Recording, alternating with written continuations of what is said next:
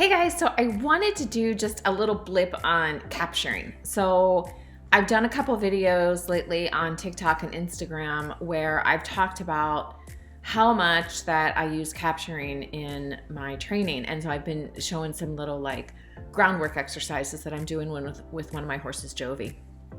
And the whole premise behind this is I'm literally like trying to entice the horse to offer something they don't usually offer. And then when they do something like really kind of cool, then I will capture it. So basically what that means is when they offer something I really like, then I mark it and I reward it. So you can use like typical clicker training with that sort of mark reward. I don't carry a clicker with me, so I will use a voice command, like a voice marker. So you can totally do it that way. And I do have food rewards. So I use food rewards a lot in groundwork and actually under saddle. I don't use it in my liberty work because I really don't want the horse to be focused on the food when we're doing liberty work. And there's reasons behind that. I can go on that in a different video. But when I'm doing groundwork, and I'm not like totally just clicker training, right? So I'm doing, some mild pressure, very soft pressure and releases. I'm using body language cues and stuff like that to get things.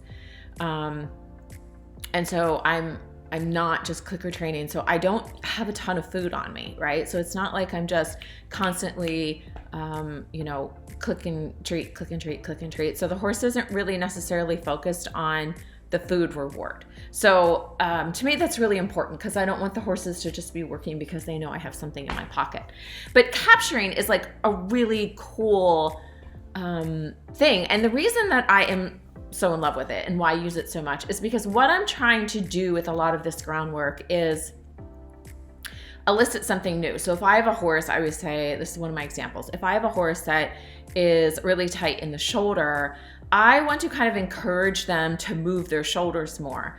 But I don't want to micro shape it because if I micro shape it, it doesn't have the same neuropathway development and in the brain and the body as it does if the horse self-organizes and offers something. So that's why capturing is such a huge part of my training, is because I really want to sort of set them up to explore their body and to explore what their body can do.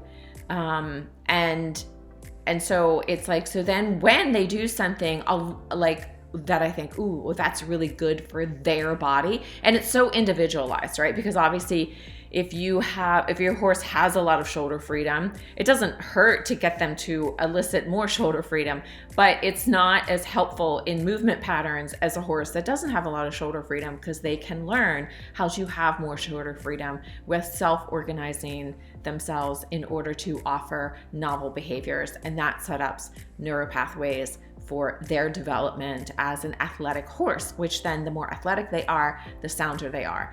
And the more that I have to micromanage that or drill that, actually that has an inverse relation to soundness. So I really kind of want to, capture things that are novel, get them to offer things. I want them to have freedom to do it. I want them to be thinking and engaging and sort of playing at it on their own.